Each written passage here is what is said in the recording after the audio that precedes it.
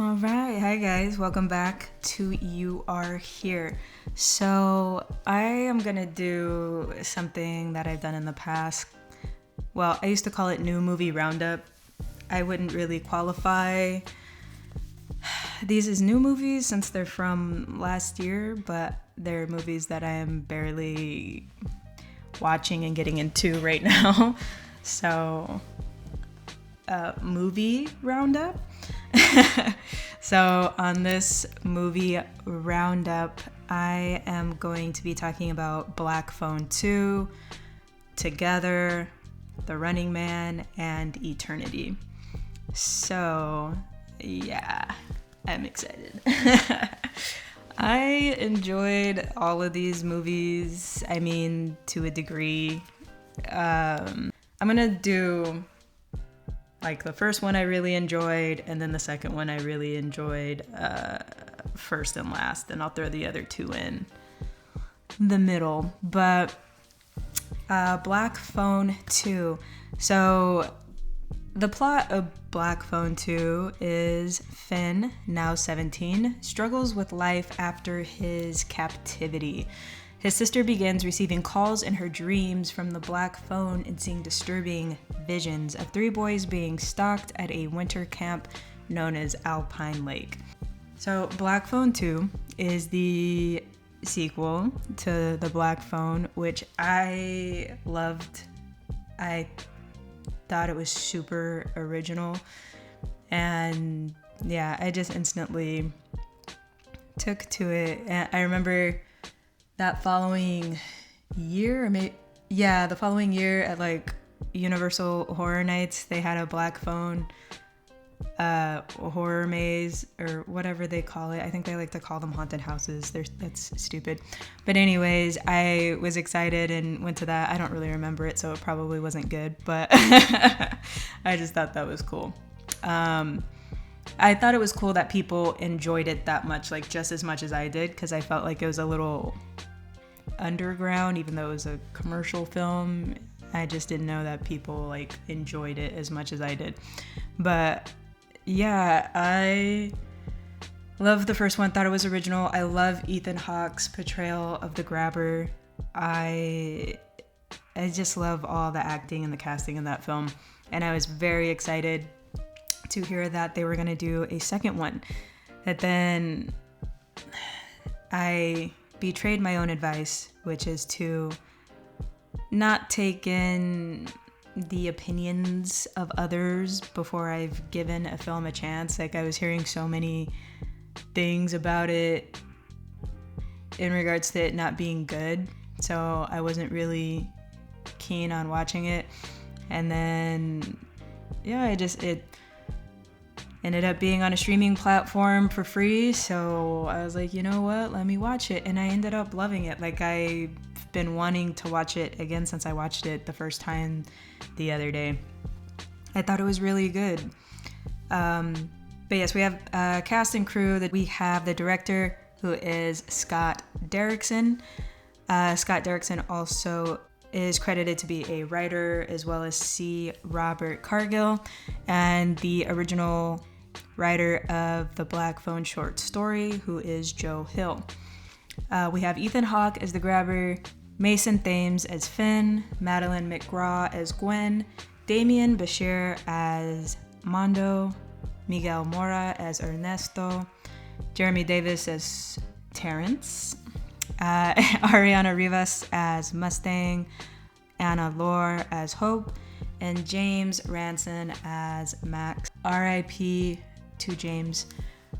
I became a fan of his when I got hooked on How to Make It in America, and I liked his character on that show. But anywho, it was nice to see him in this, even just for a little short scene. But let's see. So I like this feature on IMDb that gives a summary of reviews. So it says, reviewers praise Black Phone 2 for its atmosphere, performances, and dream sequences, but criticize its pacing, familiar tropes, and lack of emotional depth. Some praise the expanded mythology and character returns, while others find it derivative. Ethan Hawke's performance and supernatural elements received mixed reactions. The film's exploration of trauma and family dynamics is noted, though its execution varies. Overall, it's seen as a decent but uneven sequel. Now, I agree with some of that, but I don't know. For the most part, I loved the sequel. Like I said, I thought it was great. But, if I've said it once on here, I will say it again. Stop making horror sequels. Turn them into TV series where they are free to roam in a different universe and can be changed through different seasons, right? If anything is living proof of that, it's the most recent take on that, which is Welcome to Derry, right? Welcome to Derry is proof that you can stop making sequels for a horror film and just turn it into a TV series and just do what you want with it. Welcome to Derry is phenomenal. I think that all other horror franchises really need to hone in on this new movement, because I'm really tired of Scream movies. I'm tired of I Know What You Did Last Summer. I know they tried to make that into a series and it tanked. That's just, you need better writing, But I'm tired of the repeats, even things like Conjuring and stuff. Turn all of these films and film ideas into a TV series and do something new with it, instead of having instances where you are being seen as repeating a trope, right? Of course, with Black Phone 2, it's going to repeat certain tropes, but I think that the fact that they honed in on Gwen's abilities made it more unique. There was a whole different take on the story by focusing more on Gwen's medium abilities and supernatural aspects, which I loved, because personally I'm very much into things like that. Things like that are heavily a part of my life. I have experienced a lot of things like that, and I just loved the directing and writing team's take on Gwen being a medium and that being passed down to her from her mom. Like, as soon as the movie started, I knew that was Gwen and Finn's mom, because how she was talking about seeing the numbers and stuff. I was like, oh, they're gonna incorporate Gwen and Finn's mom into this. Like, I love that. I was already on board with that, because I didn't look into the movie. I didn't watch trailers. I try to stay away from trailers because I feel like they reveal too much. So, I went into this blind in a sense. But yeah, I loved that. I loved that they focused on that. It was wild. I couldn't believe how many years have gone by and these kids are little grown-ups now. It was crazy. I was like, oh my gosh, Gwen was just this little thing and now she's a teenager and stuff. It was crazy. But I loved it. Overall, the same thing that I loved in the first one, especially with Gwen and Finn, is that they have a strong bond and connection. There's not this stupid trope that we have seen throughout the years of brother and sister hating each other. They actually love each other and bond and listen to each other and help each other. And I just love that take, and I love that was continued. Even though Finn is going through the trauma of what he went through in the first film, he is still showing up for his sister, and she's still showing up for him even when she disagrees with some of his choices, right? And I like that we continued with Terrence, their dad, being sober and becoming a different person. I I liked seeing the growth. I liked seeing the realities of going through a trauma and that doesn't go away overnight. You know, Finn is still dealing with that and he's ignoring it, and he's picking up the phone still and he's telling them, I can't help you, you know? And I think that's a thing that kind of gets overlooked, is that Finn is also gifted with supernatural abilities. Gwen and Finn collectively are. One is more embracing of their gifts and the other is more like, I don't want to deal with it. I don't want anything to do with it, right?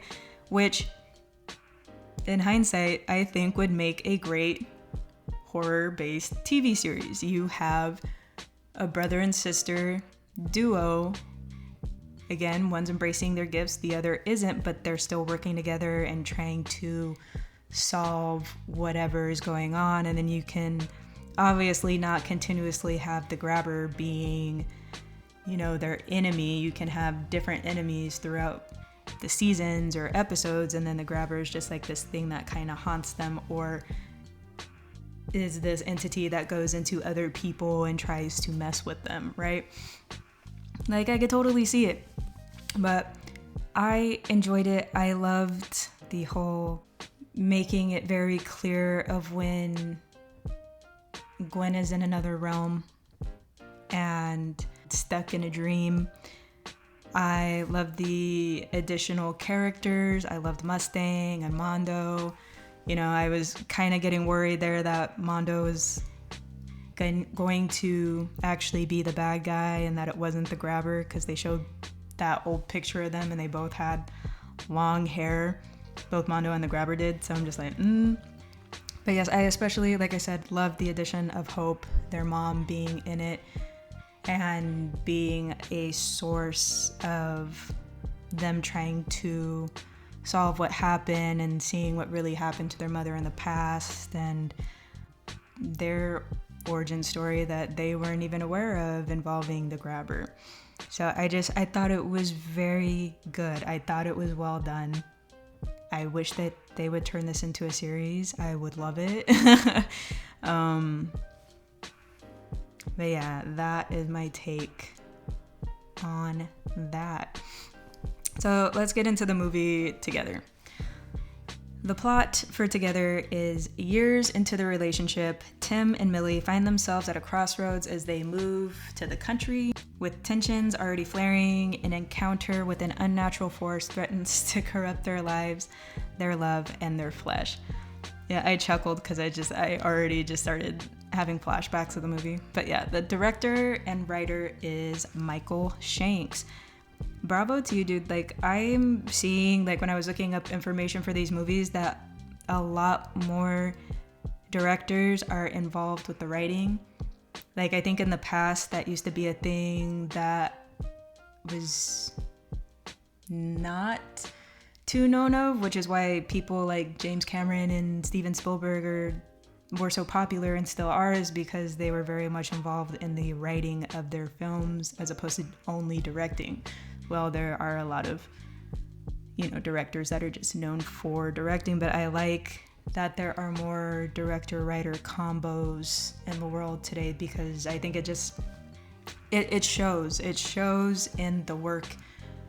And I just think that obviously you're going to be more connected to directing a film if you also wrote it. So I love that.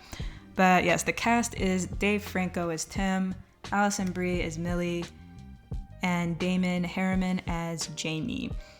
So, okay, yes, the collective summary of reviews say that Together features originality, body horror elements, and standout performances by Dave Franco and Alison Brie.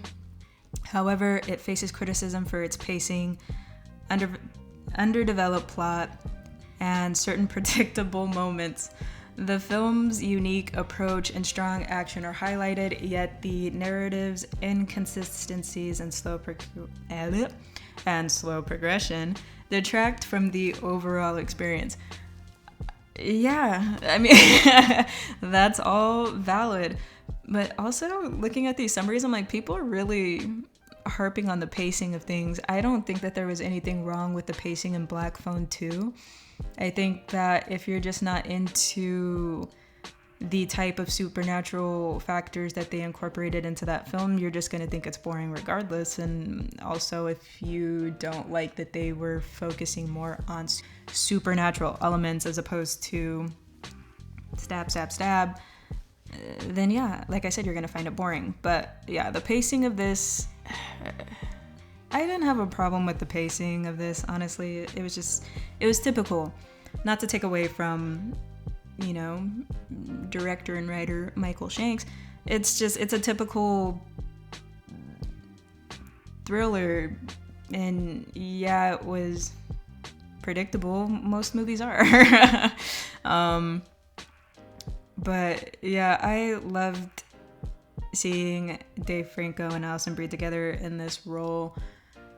I am a fan of them as actors. I'm trying to make sure that I start separating things like that, because sadly in this world we just find out more and more that all these people that we admire as like actors and so on are just turning out to be really, really gross, grimy people that hide behind their fame. And I'm being very much more careful with how I praise people, right? So as actors, I highly enjoy them, and I think that they're funny, and I love what they bring to the table. And I also think that it's cute that they're an actual real life couple, because I could just see that it makes sense. Their personalities blend well together. But at the very end, especially at the very end, but multiple moments throughout when their bodies are morphing and blending together, I had to look away. I'm starting to come to terms with the fact that I do not like body horror. The Substance was the first time that I encountered realizing this. I thought that I had seen elements of body horror in other things enough to where things like that wouldn't affect me, but I guess with films that are fully dedicated to that, I'm not for it. Like at the very end of The Substance, the last 10 minutes of it, I was looking at the ground more than I was looking at the screen, because I couldn't handle it. And same with like Bring Her Back. I had to read the rest of that movie because after the first hour, I left the movie theater because I couldn't handle it. I don't like it. Yeah, same with this. I had to look away for multiple parts. And overall, I just thought the movie was entertaining. You know, I think it was entertaining for me because, like I said, I enjoy these actors and I enjoyed seeing them portray a couple. I could sense like where the movie was going to go. I understand the metaphor of it all, and when, you know, that whole thing that happens when, you know, a lot of people get into relationships, they become like one person and they can't separate themselves from each other and they lose their individuality, right? So I get it. It was good. It was entertaining. The Running Man. So the plot for The Running Man is a man joins a game show in which contestants allowed to flee anywhere in the world are pursued by hunters hired to kill them. The cast director is Edgar Wright, who is also the writer of the film, along with Michael Bacall, and obviously Stephen King, who is the originator of the story. The Running Man is a remake compared to the 1987 version with Arnold Schwarzenegger. Let's see. Okay, the overall summary of reviews on IMDb is The Running Man is lauded for its action, performances, and adherence to Stephen King's novel. It explores themes of class divide, media manipulation, and corporate greed. Critics highlight issues in pacing, a weak final act, and shallow character development. Some find it lengthy and convoluted, while others appreciate its satire and relevance. Glenn Powell's performance is generally praised. though some note a lack of emotional depth. You know, I remember I had seen this movie when I was a kid. I don't really remember it, but I watched a recap, and even just watching the recap, I liked the original version better, actually. Like, I think it's more entertaining. I think Glen Powell, like, in this newer version is like in nearly every scene. And, you know, like, I guess if you're going for promoting like one single actor and don't want to share scenes with someone, similarly to the history of people like Will Smith, then yeah, this was the way to go, by changing up the storyline to him having a family that we barely see. And that way it gives him something to be connected to without them having to really show it, you know. But I feel like the change up in storyline made the movie suffer. Like, it was entertaining for the sake of being entertaining as an action film, but I had no interest in watching it. I only watched it because my mom wanted to watch it. So, you know, it was entertaining enough, but I felt like it lacked a lot in plot and everything. Like I said, watching the recap for the 1987 version, I was like, I would watch that. Like, they should have just copied and pasted that, to be honest with you. Like, and also, I'm just not a fan of Glen Powell. I don't like, to me, I feel like they're trying to make Glen Powell new age Tom Cruise, and it's just like throwing him into all these like, look at me, I'm cute and buff action movies, and it's just very bland. And just like the overall review, or the overall like summary review says, it just lacks emotional depth. He does in nearly everything that he does. I'm not a fan. And if I'm gonna go there, like, look, I think the fact that, you know, they took the liberty of him having a black wife and biracial child, like, you're gonna do that, but then you're not gonna have them in the movie at all. And it just kind of makes you go, like, why even do that at all if you were just gonna, like, what are you doing it for? To make Glen Powell as an actor look a certain way? Like, what was the point of that at all? It kind of makes me think of this video I saw recently where somebody was pointing out how whenever Disney has a ethnic person as a lead, they also turn them into like a animal or something, so that the majority of the movie they aren't even their, you know, full ethnic selves. Like, you have Princess of the Frog, they turn her into a frog and she's a frog. The majority of the movie you don't even get to see her as a black woman. But anyways, like I said, I'm not gonna go all into that. Last but not least, Eternity. I loved this movie so much. I've been wanting to watch it since it first came out. And yeah, so plot. In an afterlife where souls have 1 week to decide where to spend eternity, Joan is faced with the impossible choice between the man she spent her life with and her first love, who died young and has waited decades for her to arrive. The director is David Frayne, and also writer, along with Pat Cunane. I am sorry for butchering your name. The actors are Miles Teller as Larry, Elizabeth Olsen as Joan, and Callum Turner as Luke. I'm gonna say first and foremost, I can't think, there's like one other movie I can think of where they like boost somebody as being like super like charming and handsome, and I just like totally got lost in it and agreed. This is like another one of those times. Like, I've seen Callum Turner in other things, but watching him in Eternity as Luke, like, I was along with the vibe. I was like, ooh, Luke is handsome. I was like, pick Luke. I loved Luke's energy more than I liked Larry's energy, which, you know, I think is a common thing that happens when you're creating this sort of trope in a movie.